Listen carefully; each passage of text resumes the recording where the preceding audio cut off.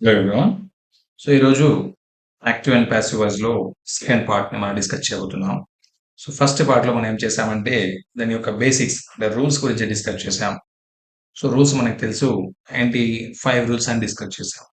First rule ఏంటి, example మనం ఒక సెంటెన్స్ తీసుకున్నట్టయితే subject, verb plus object. So ఇందులో మనం ఏం చేస్తాం, దీన్ని ప్యాసివ్ వాయిస్లోకి మార్చుతున్నప్పుడు object first, then be form is nothing but auxiliary.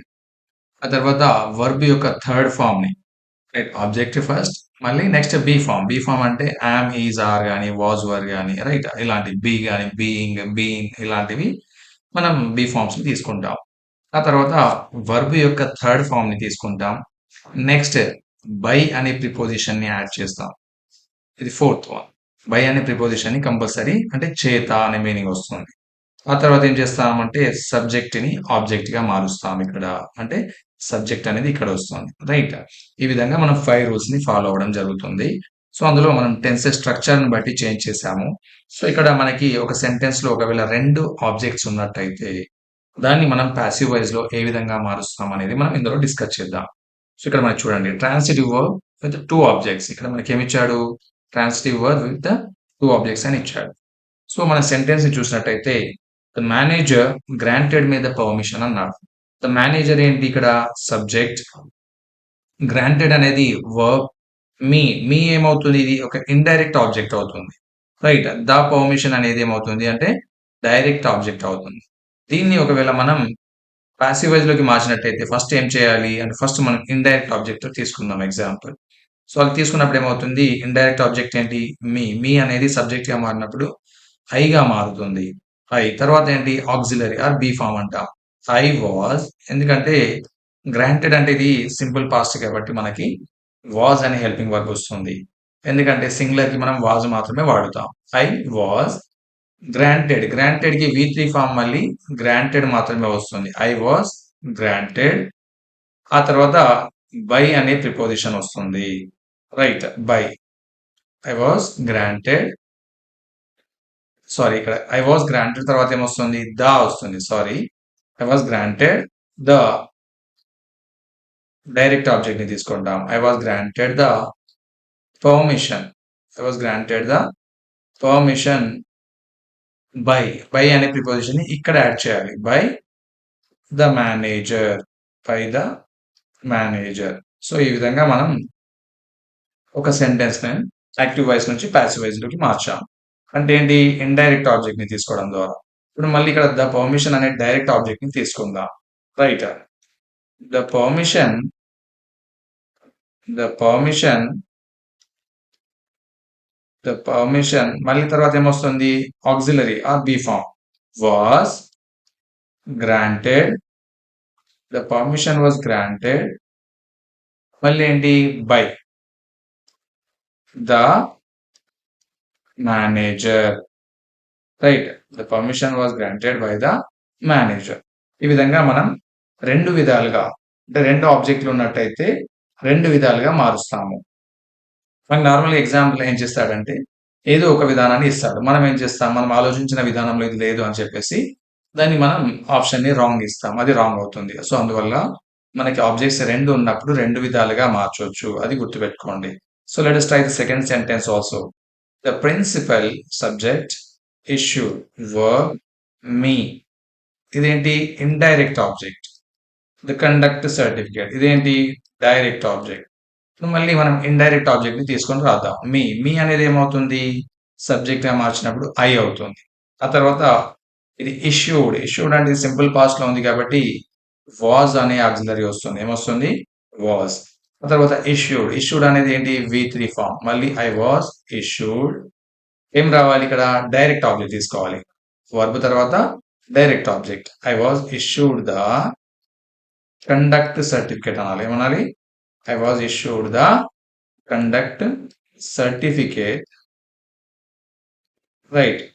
ఆ తర్వాత ఏమొస్తుంది, బై అనే ప్రిపోజిషన్ ని యాడ్ చేస్తాం. ఎవరు ఇష్యూ చేశారు, సబ్జెక్ట్ ఏంటి, the principal, by the principal, right. This is one method, right. మళ్ళీ సెకండ్ మెథడ్ తీసుకున్నట్టయితే ఇండైరెక్ట్ ఆబ్జెక్ట్ ఏం తీసుకున్నాం కాబట్టి ఓకే. మళ్ళీ ఇక్కడ డైరెక్ట్ ఆబ్జెక్ట్ ని తీసుకుందాం. The sorry the conduct certificate తర్వాత ఏం రావాలి? ఆక్సిలరీ ఏంటి? వాజ్. ఎందుకంటే సింగులర్ కాబట్టి వాజ్ వస్తుంది. Was issued V3. Conduct certificate was issued to me.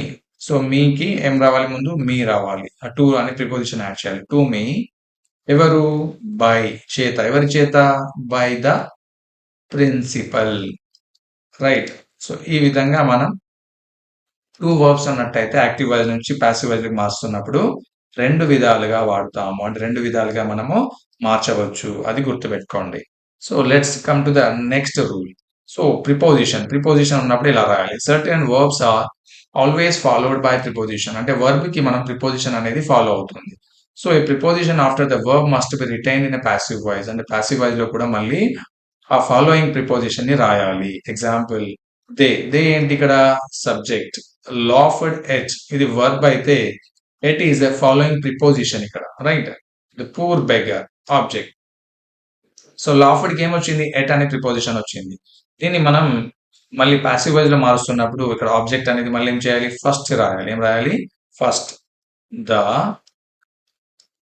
Poor beggar. The poor beggar ఇదేంటి? లాఫ్డ్ అన్నాడు. అంటే సింపుల్ పాస్ట్ లో ఉంది. సింపుల్ పాస్ట్ లో ఉన్నప్పుడు ఏం రావాలి? వాజ్ అనే ఆక్సిలరీ వస్తుంది. ఆర్ బి ఫామ్ వస్తుంది. Was laughed. సో V3 కూడా లాఫ్డే కాబట్టి లాఫ్డ్. మళ్ళీ దీనికి ఫాలోయింగ్ ప్రిపోజిషన్ ని యాడ్ చేయాలి. లాఫ్డ్ ఎట్ ఏంటి? ఆ తర్వాత బై అనే ప్రిపోజిషన్ ని యాడ్ చేస్తాం. దెన్ దే అనే సబ్జెక్టివ్ ప్రొనౌన్ ఆబ్జెక్ట్ లోకి వచ్చేసరికి దెమ్ గా మారుతుంది. Them. The poor beggar was laughed at by them.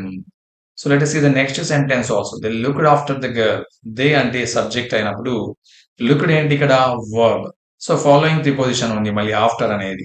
The girl object. So the girl అనేది ఆబ్జెక్ట్ ని మనం సబ్జెక్ట్ గా రాస్తాం. The girl ఇక్కడ ఏంటి? Simple past. మళ్ళీ looked అనేది.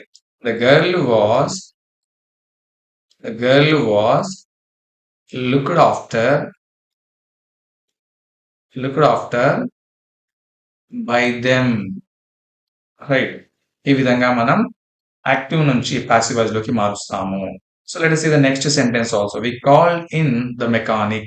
We అనేది సబ్జెక్ట్ అయితే called verb, in అనేది ప్రిపోజిషన్, the mechanic ఏమో ఆబ్జెక్ట్. మళ్ళీ రూల్ నెంబర్ 1 ఏంటి?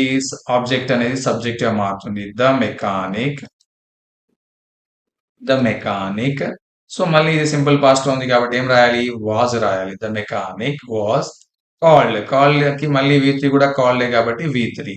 కాల్డ్ ఇన్ బై వి కి ఆబ్జెక్టివ్ ప్రొనౌన్ ఏమవుతుంది? అస్ అవుతుంది. By us. So the mechanic was called in by us. So ఈ విధంగా మనం యాక్టివ్ నుంచి పాసివ్ వాయిస్ లోకి మారుస్తాము. ఫోర్త్ వన్ మీరే మార్చండి. I sent for the doctor. So దీన్ని యాక్టివ్ నుంచి పాసివ్ లోకి మార్చండి. Next coming to the next rule ఏంటి? Let. Imperative sentences can be turn into passive voice by using let. So let వచ్చినప్పుడు స్ట్రక్చర్ ఏం వాడాలి అంటే let plus object plus be plus past participle. Past participle అంటే ఏంటి అంటే V3. Right. V3 of verb form. So మనం ఇక్కడ post this letter అన్నాడు. పోస్ట్ ఏంటి? వర్బ్ అయితే దిస్ లెటర్ ఏమవుతుంది? ఆబ్జెక్ట్ అవుతుంది. సో మనం దీన్ని రాయాలనుకున్నప్పుడు ఏం చేయాలి? ఫస్ట్ లెట్ రాయాలి. ఏం రాయాలి? లెట్. ఆ తర్వాత ఆబ్జెక్ట్ ఏంటి? This letter. Let this letter. ఆ తర్వాత ఏమొచ్చింది? బికి యాజ్ ఇట్ ఈస్ నే రాయాలి.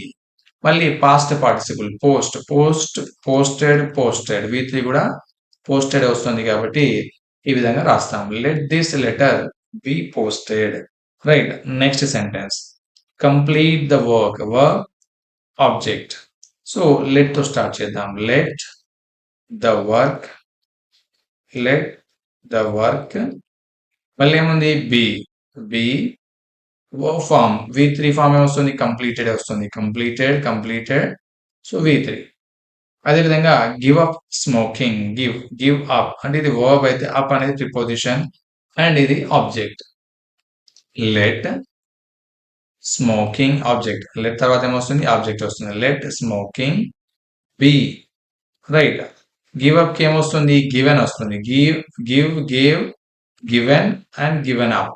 సో ఈ విధంగా మారుస్తాం. Next 2 sentences. Pay the amount. Pay the amount and send the application. దీన్ని మీరే మార్చండి. Pay the amount and verb ఇది ఆబ్జెక్ట్. సెండ్ ఏమో వర్బ్ అండ్ ద అప్లికేషన్ వచ్చేసి ఆబ్జెక్ట్. సో దీన్ని మీరే మార్చండి. Right. So let's practice. Come to the next rule. Next rule ఏమి ఇచ్చాడు? Imperative sentences. Various ideas like commands, orders, requests may be expressed in passive voice. Coming to next rule, imperative sentences. Various ideas like commands, orders, requests may be expressed in passive voice. So దీన్ని మనం ఏ విధంగా passive voice లో express చేస్తామో చూద్దాం. Formula you are asked అంటే మనం you are అంత మొదలుపెట్టి ఒకవేళ సెంటెన్స్ ని బట్టి ఆస్క్డ్ కానీ రిక్వెస్టెడ్ కానీ begged, implored, ordered, commanded, told, advise. So వీటిని తీసుకోవాలి. దాని తర్వాత to plus verb form. Verb form అంటే ఏంటి? బేస్ ఫామే తీసుకోవాలి. Base form of the verb మాత్రమే తీసుకోవాలి. ఇందులో V3 అనేది తీసుకోకూడదు. రాంగ్. రైట్. ఏదైతే వర్బ్ ఉంటుందో అదే వర్బ్ ని తీసుకోవాలి. So let us start. Post this letter. Please ఏంటి ఇక్కడ? Requesting form. పోస్ట్ వచ్చేసి వర్బ్ అండ్ దిస్ లెటర్ వచ్చేసి ఆబ్జెక్ట్. సో ఫస్ట్ ఏం చేయాలి? యు ఆర్ అని రాయాలి. ఏమనాలి? You are. ప్లీజ్ అన్నాడు కాబట్టి ఏం చేస్తున్నారు ఇక్కడ? రిక్వెస్టెడ్. You are requested. తర్వాత ఏమొచ్చింది? టు వచ్చింది చూడండి ఇక్కడ. To. You are requested to. Verb form. Verb form ఏంటి? Base form. Post this letter. You are requested to post this letter. ఈ విధంగా మనం లెట్ తో అంటే ఇంపరేటివ్ సెంటెన్సెస్ వచ్చినప్పుడు రాయాలి. రైట్. నెక్స్ట్ సెంటెన్స్ చూద్దాం. Shut the door. Verb and object. So shut the door అంటే ఏంటి ఇక్కడ? ఆర్డర్ చేయడం. డోర్ క్లోజ్ చేయమని ఆర్డర్ చేస్తున్నాం. You are ordered. Right. You are ordered to shut the door. You are ordered to shut the door అనాలి. అదేవిధంగా help the poor. Help the poor అంటే ఇక్కడ హెల్ప్ చేస్తున్నాం. యు ఆర్ రిక్వెస్టెడ్ అనాలి. ఏమనాలి? Requested. You are requested to help the poor.